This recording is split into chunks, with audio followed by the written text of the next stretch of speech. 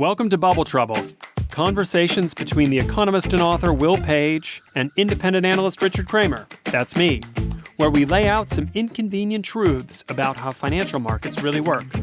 Today, sucking on subsidies. Government grants, fat contracts, tax credits, state aid, all the cash a company didn't generate on its own. Does it help? Or did it stoke up problems for a future date?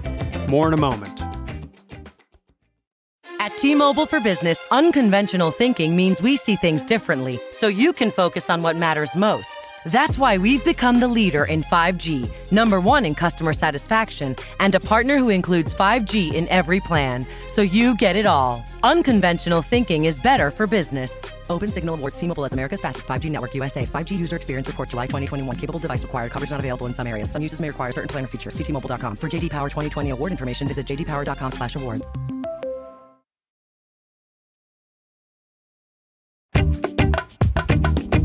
Welcome back to Bubble Trouble. It's great to be here with myself, Will Page, my colleague Richard Kramer, and again, this week we're going on to sucking on subsidies. That is, we want to get clarity on what subsidies really are, and you just heard these different terms of grants, state aid, tax credits, cash, all these different words that we use to apply money that came from the state that went into the market.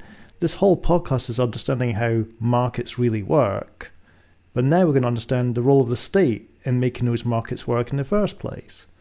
So I got to jump to my first question, Richard, which is what makes a subsidy distinct from all those other words you used in the introduction? Hi, Will. It's a great question. A subsidy is any point in which the government steps in and covers the costs that otherwise might see private companies be reluctant to bear. So you can have a large corporation flush with cash that says, you know what, I don't see the long-term returns from doing something, but the government is keen that they do. And they step in and give the company an incentive, a little extra cash payment covering the costs that they'd have to bear to enter a new market, develop a new product, or polish a technology that the government might have invented themselves or paid for to be invented by research grants to universities or other state-backed projects. Right, so in economics we often say there's no such thing as a free lunch, but is a subsidy just another free lunch?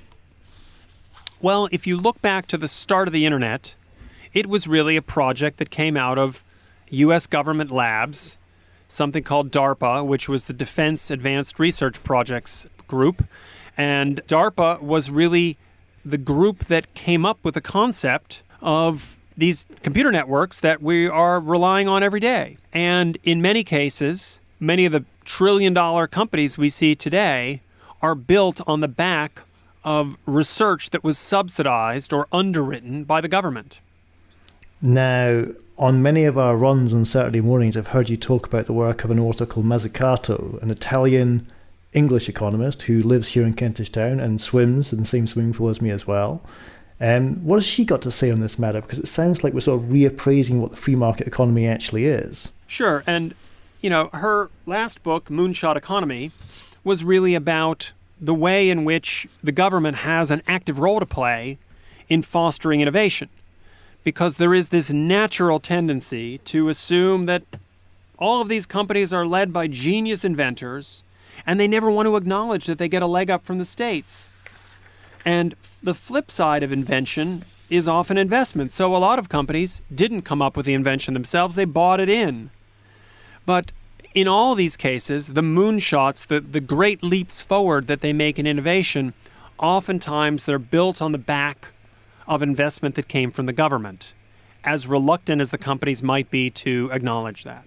Now, if that investment came from the government, if that subsidy came from the government, if that tax credit was designed by the government, who ultimately pays?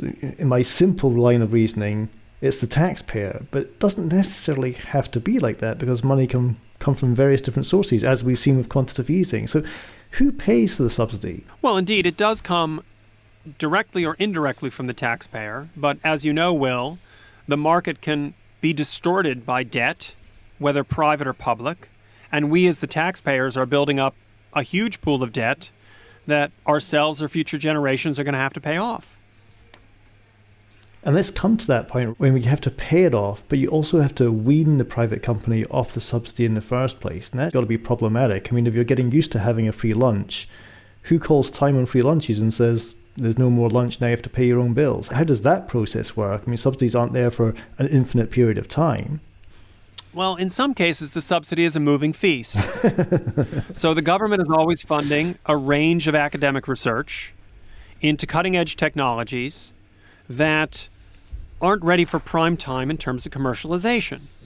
But when they come up to the stage at which they might be commercially applicable, well, they're handed over either for a fee or indeed sometimes subsidized, as you would say, to private companies that can take them forward. It's not the government's role to create products in the marketplace, but certainly they play an essential role in creating the foundational technologies underneath those products. Can you take that example there and apply it to what happened in the credit crisis, where we saw governments effectively nationalize banks, then after a period of time try and return them back to the private sector, taking the stabilizers off, as it were? Can you sort of break down what happened during that process? Well, there, if you want to call it an innovation or not, the government stepped in to play a role subsidizing the functioning banking system. Now, in some cases, in the States, the government took equity stakes, sometimes preferred equity stakes in the big banks. Here in the UK, we ended up with the UK government owning the Royal Bank of Scotland, or at least 82% of it. And Will Page, the dour Scotsman who would never bank with RBS, well, ended up as one of the UK taxpayers having a controlling stake in that bank. And if you want to call that a subsidy, or you want to call that an investment in continuing to have a functioning economy, it's a matter of semantics. But the government had to step in and underwrite activity that would not have been able to take place on strictly commercial terms in the marketplace. And these distortions happen all the time. Wow, it's taking me back to around the time of that nationalisation of the Royal Bank of Scotland. I went back home to Scotland to see my brother. My brother's far more intelligent than me and was spending his time hacking the security systems of RBS Bank than showing how he did it.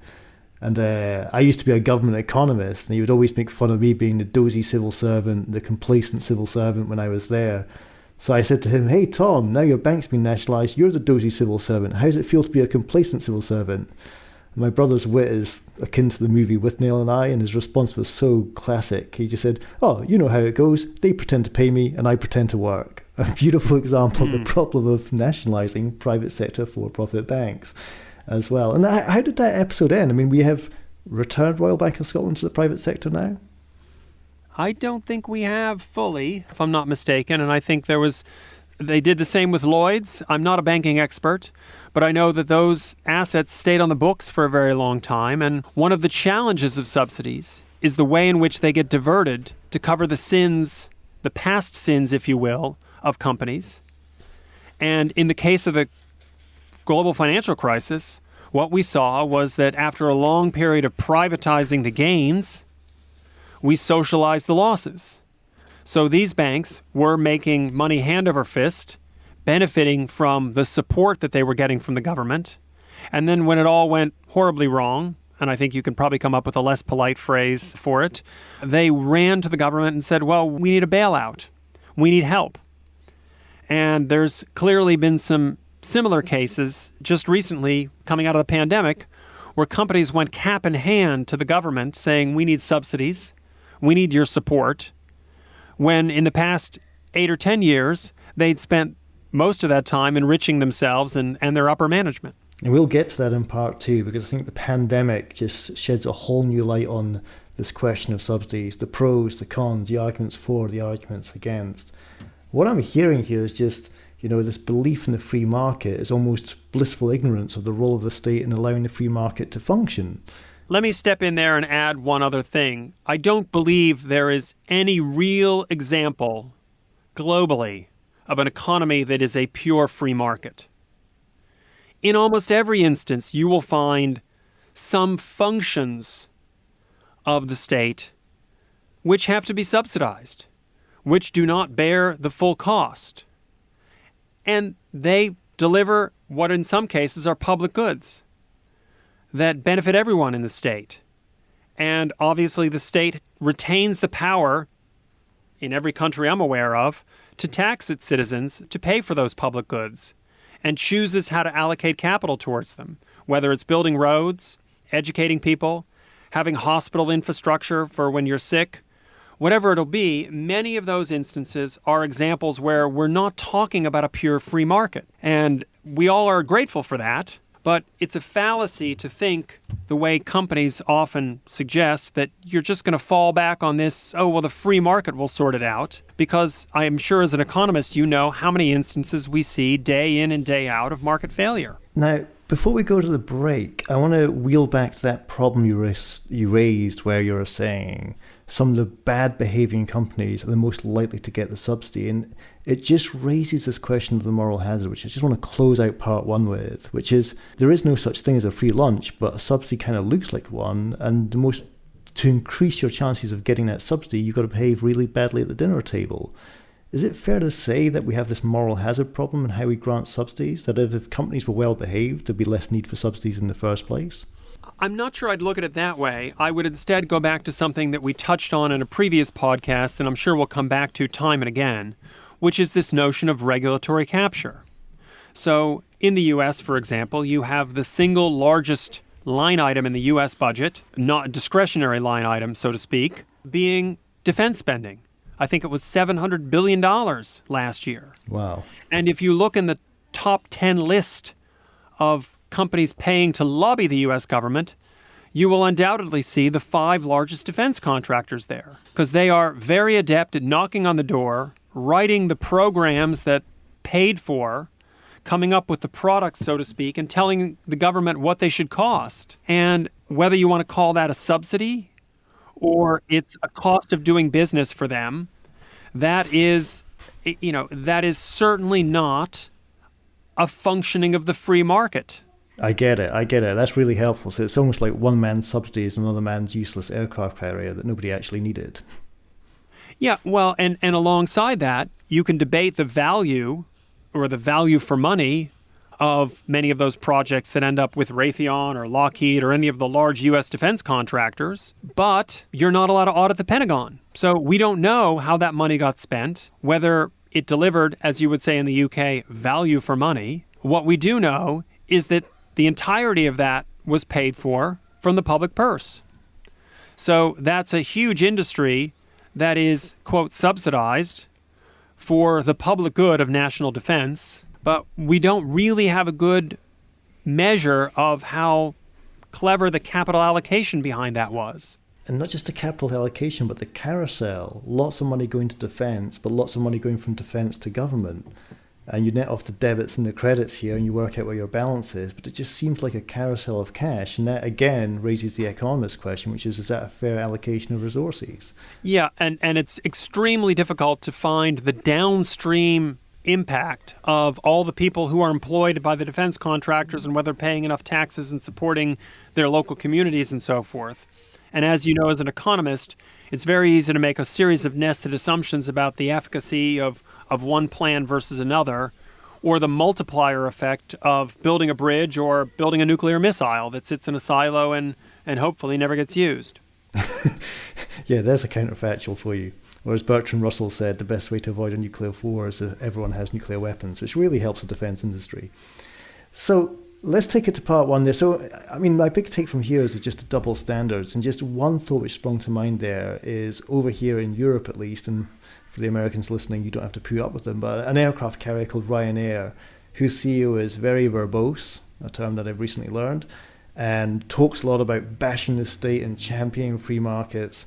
Yeah, if you look at the story of Ryanair, this low-cost carrier that opened up across Europe, the way they got into the market was through state aid helping open disused airports. It's just, I can't kick that example out of my head when I think about the hypocrisy of championing free markets on one side and brushing under the carpet the story of subsidies in another. Absolutely. And let me just add one quick rejoinder on Ryanair. What they did incredibly cleverly was they went to those disused airports in far-flung places in Europe and said, what will you pay us to bring people?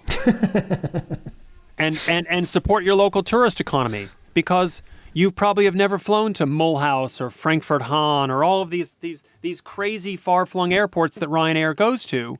But who's subsidizing your 9 or 23-pound ticket to those places? It's the local tourist authority that wants plane loads of people brought in. And they're willing to pay for it. One would assume it's a rational calculation on the part of the local tourist authority, but it is also a form of state subsidy. Wow. So we'll stick with the skies in part 2, and we'll be back in a moment to explore subsidies in action.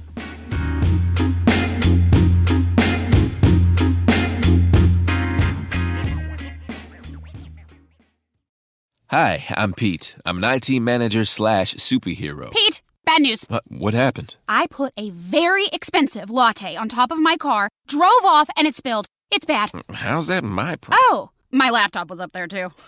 Okay, that's why we use connection services to manage our cloud. Everything's backed up. I can access your stuff remotely. You won't miss a meeting. I really wanted that latte, Pete. For hardware, software, support, and empathy. For Pete's sake, connect with Connection. If you love Bubble Trouble, but you don't love listening to ads, we're collaborating with Apple Podcasts to offer an ad-free subscription to the show. For a small subscription fee, you can hear Bubble Trouble without ads, plus bonus episodes only available to our supporters. Go to Apple Podcasts, search for Bubble Trouble, and select the free 7-day trial. And thanks. You're back with part 2 of Bubble Trouble, where we're sucking on subsidies. And what we've been learning so far is that when we hear of the free market and we champion the free market, we often overlook or brush under the carpet the role of the state in providing subsidies, tax credit, grants, straight up cash to help those markets function. So it's been great to kind of lift the lid on the role of the state in the free market. Now I want to look at this in action. Obviously, we've had a 18-month pandemic to deal with. There has been government bailouts galore happening on both sides of the Atlantic, around the world even. And, it's got to be an interesting scenario to understand the role of subsidies, because we've never been hit with a pandemic before. You could argue these subsidies were desperately needed to keep companies afloat that would have otherwise gone under. We finished part 1 talking about the skies and Ryanair. I'm really interested in terms of the state benefit that's been going into the airline industry. Richard, jump in here and tell me about subsidies in action. One of the great and perverse examples of recent times is how firms like Boeing or American Airlines or other U.S. airlines came running to the government for bailouts and subsidies during the pandemic when clearly their business ground to a halt. But it didn't escape notice that the last decade or so, they'd spent literally all of the excess cash that they generated on buying back stock, which mostly benefits the top management and the shareholders of the company, but didn't leave them with the kind of reserves that they might need in case of a rainy day or a pandemic day.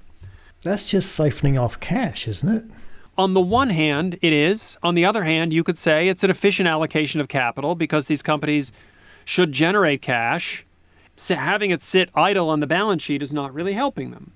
But certainly they didn't do enough to prepare themselves for the eventuality that their business might grind to a halt for some unforeseen reason. Their shareholders abhor these companies sitting on cash, and they demand it to be returned to shareholders. And it shows that profit maximization for some of these companies is not always the right course, especially in an industry that's notorious for racking up losses like the airlines. I think there are many cases where private companies have failed and the state needs to step in and subsidize the private companies to do the right thing that they should have done in the first place. Sticking with that for a second here, I want to come back to this moral hazard. I get the term too big to fail, or what's that famous analogy? If you owe the bank £1 million, then you've got a problem. If you owe the bank £100 million, then the bank's got a problem. Surely the nature of the business you're in determines your ability to argue for that subsidy, because cash is finite, only so many people can get it, and the nature of the companies and the functions they perform will determine the likelihood of them being able to sort of hold the government to ransom in terms of who gets that bailout. And a lot of those subsidies have to get put into some form of infrastructure. And the airlines will certainly argue that shuttling people around the U.S. is a critical part of the U.S. transport infrastructure. And in the same way as defense contractors will argue that tanks are a critical part of the national defense, or construction firms will say we really need to repair all of those thousands of bridges around the U.S. that are falling down. But that subsidy needs to be put in where the economics for the private sector either are uncertain or simply have too long of a payback to encourage people to invest. And the more return that investors are looking for, the higher expectations they have of return, the less they're willing to proceed without some form of subsidy. And you find those subsidies in the strangest places. And that's when you've heard the phrase pork barrel politics. Yeah, I never knew what that word meant. I've heard that word for years. Can you please explain to the Brits what pork barrel politics means? So that's when you have a piece of legislation working its way through the branches of U.S. government, and attached to it are completely separate clauses which say we need funding for bridges or schools or defense or anything in a particular area. So you might have a group of representatives in a certain region of the country that, frankly, are not incented to vote for a package of measures designed to prevent drought, which is going to affect the southern half of the states, and the northern half would be immune. But to get those northern representatives to vote along with it, you have to attach something, and that's where the pork barrel comes in, that you have a barrel of pork, some extra sweeteners, if you will, that are attached to a piece of legislation that subsidize the pet projects of those who need to be brought along to support the main aim of the legislation. And it's really a measure of the horse trading that goes on in U.S. politics, and it also goes on in U.K. politics, to wangle additional subsidies out of the government for pet projects that matter to one or another legislator. So when you got them by the balls, their hearts and minds will follow. Something like that. We've done the good and the bad of subsidies, and you've also alluded to some ugly behaviour. I wonder if we could get a little uglier, as it were. Within the management companies, from theory to practice, do you have any examples of what the management teams within companies who receive subsidies can do to manipulate where that free lunch ends up? Look, I'm no expert in the pharmaceutical sector, but certainly that's one sector that not only generates a substantial portion of its revenue from public spending. Certainly in the UK, it all comes out of the NHS, and who feasts off the NHS, and whether they charge 3 times as much to the NHS as they do to private firms is an open question. But also, in the pharmaceutical industry, they certainly rely on a lot of university research that's heavily subsidized by the government. And a lot of the universities, both in the US and the UK, are state universities. They're subsidized with public money. Their budgets are backstopped by the government. And they do a lot of path-breaking research that gets commercialized by pharmaceutical firms. And so in that sense, it's getting a rather large explicit subsidy from the state for products that they then commercialize and sell back in part to the state.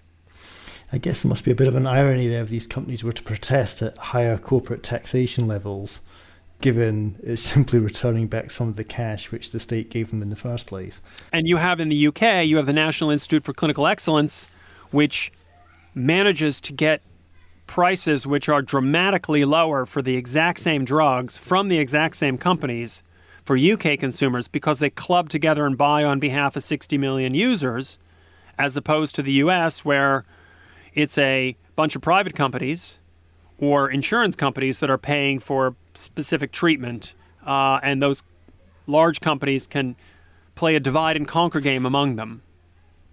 So we're getting towards our smoke signals section, and I want to, I think I mentioned this in our podcast a couple of weeks ago, the famous Warren Buffett quote, "Only when the tide goes out do you discover who's been swimming naked." I think this week's smoke signals, Richard, it'd be great if you could tailor them to that cause, which is, I would imagine over the next 18 months, a lot of these huge subsidies will be getting pulled back. a lot of companies will be weaning themselves off the level of state aid they've got used to during the pandemic. And that is going to reveal some companies which are basically wearing no clothes. So take us through your smoke signals for this week's podcast based on the fact that we're going to have to get used to subsidies getting fewer as opposed to greater going forward. Sure. And before I do, I'll just mention the greatest subsidy of all, which is we've been through one of the most expansionary monetary policies known in the history of mankind in the past 18 months in terms of money printing. Mm-hmm. And that has been a huge subsidy with zero interest rate policies everywhere in the world. That has been a huge subsidy to the banks and to the financial sector.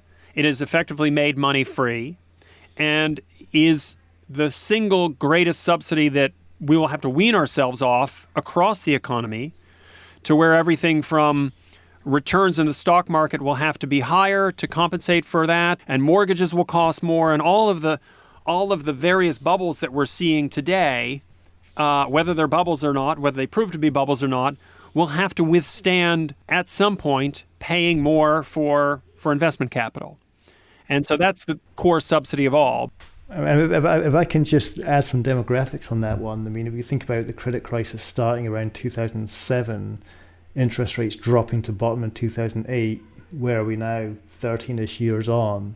Pretty soon you're going to have people going in to study economics at the age of 16, not knowing what it was like to have interest rates above the rate of inflation.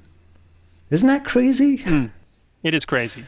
You were taught that in economics, like once upon a time something mad happened. That was the exception. Now it's the norm. What? Interest rates are above the rate of inflation? That makes saving worthwhile. What's going on here? It's staggering to think that a 16-year-old will soon not know, will not have lived under normal economic times. Yeah, and when we go back and look at, our discussion about Robin Hood and the YOLO traders, well, for them, YOLO, you only live once, is a rational reaction to the fact that you're not going to get any returns from the cash sitting in the bank, so you may as well gamble with it on the stock market, right or wrong.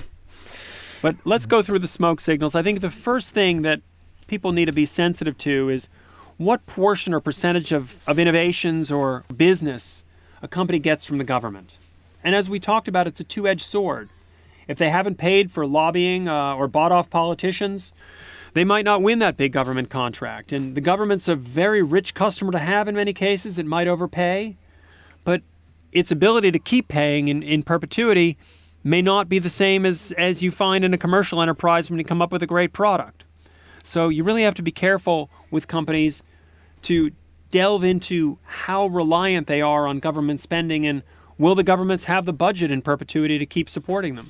Now, it's not a subsidy exactly, and maybe a bit removed from this, but I just want to throw this curveball. When we looked at the government contract for AWS and Microsoft, that bidding war, is that something that kind of falls into this category, or is that different? Well, that's a good example of where winning a large government contract can become hotly contested terrain and highly politicized. Right. And that's a good reason why you want to be cautious about companies that rely heavily on government spending, because they can fall out of favor as much as they can be in favor. Okay, keep smoking. Number 2, cigarette number 2. And number 2, you have to step back and look at the relative performance of sectors that live or die by government mandate, whether it's utilities or defense or education.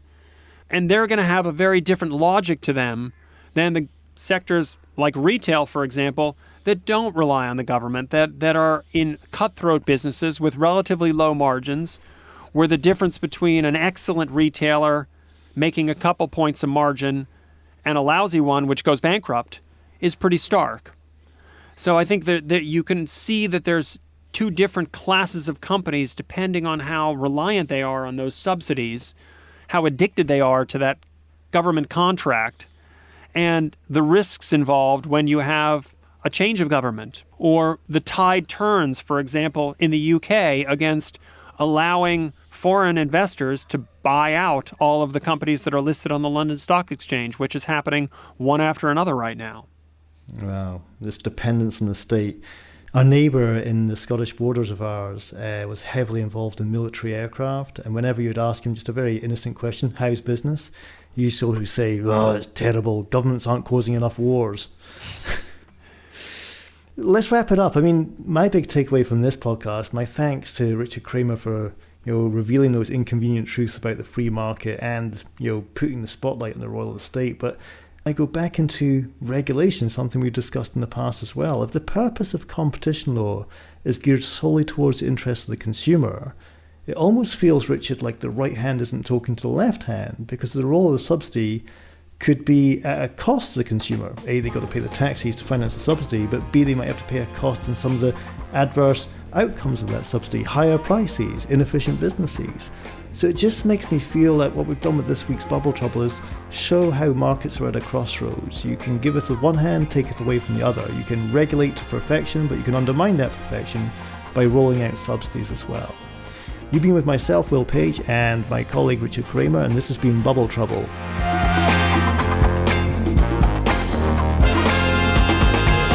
If you're new to Bubble Trouble, we'd encourage you to follow the podcast wherever you listen. Bubble Trouble is produced by Eric Newsom and Jesse Baker at Magnificent Noise. You can learn more at bubbletroublepodcast.com. See you next time.